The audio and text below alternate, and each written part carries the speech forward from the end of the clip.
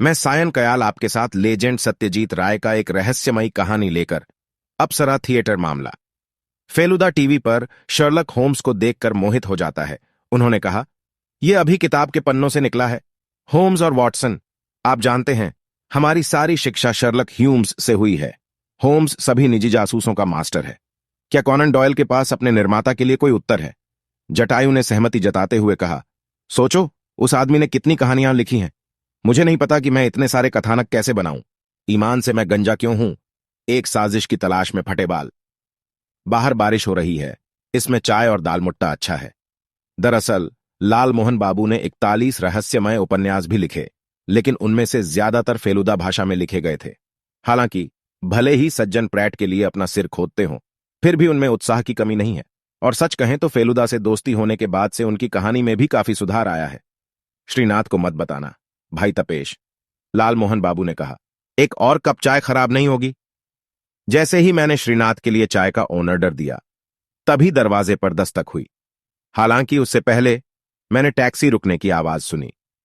मैंने दरवाजा खोला और देखा कि एक सज्जन, जिनके सिर पर छाता था, मध्यम कद, गोरा रंग, दाढ़ी मूछें कटा हुआ, उम्र 40-45 वर्ष।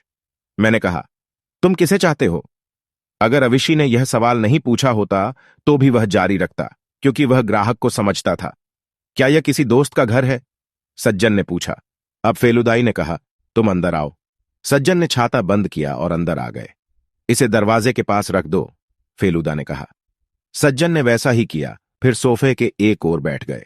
फेलुदा ने कहा, मेरा नाम प्रदोष मित्र है और ये हैं मेरे दोस्त लाल मोहन गांगुली।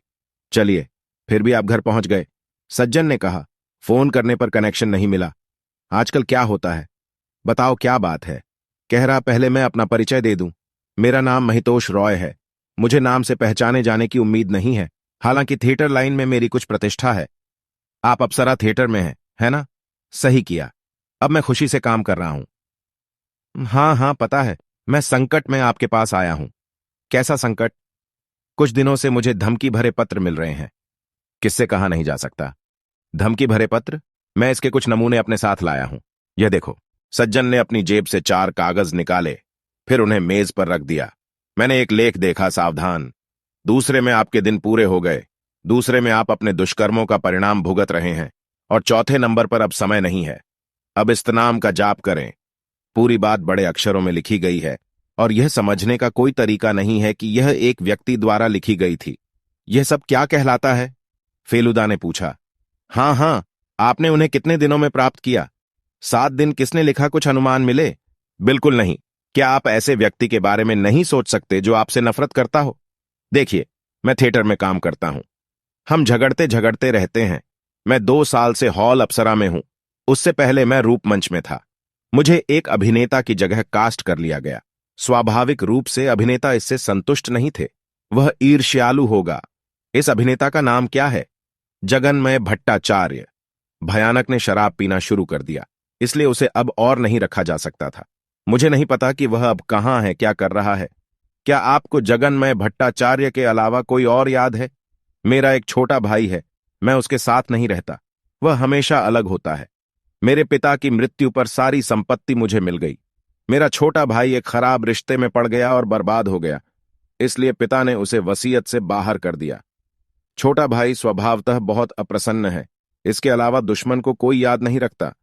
क्या आप सावधान हैं? मैं हूं, लेकिन अगर आप थोड़ा सा रास्ता दें।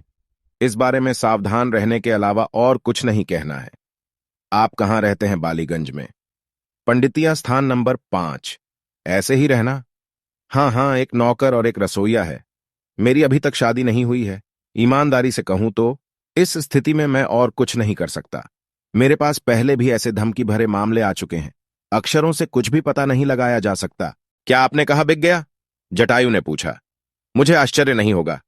जूतों की हालत भी बेहद खराब है। मैं जानता हूं कि वह प्रफुल्ल में मुख्य भूमिका नहीं निभा रहे हैं। ऐसा कर रहे हैं अप्सरा स्टार एक्टर नेपाल लाहिड़ी। लेकिन उसके पीछे कौन है? मैंने पूछा। मुझे बताओ, कैसे कहना है? यह उनके द्वारा उल्लिखित 2 में से एक हो सकता है। मूलतः मैं यह मामला नहीं ले सकता, और कई बार वे सिर्फ सतही होते हैं। धमकियों के साथ कितने टेलीफोन कॉल आए हैं? यदि आप यह सब स्वीकार करना चाहते हैं तो आपको घर बैठना होगा। लेकिन 3 दिन बाद मुझे पता चला कि यह पत्र फर्जी नहीं है।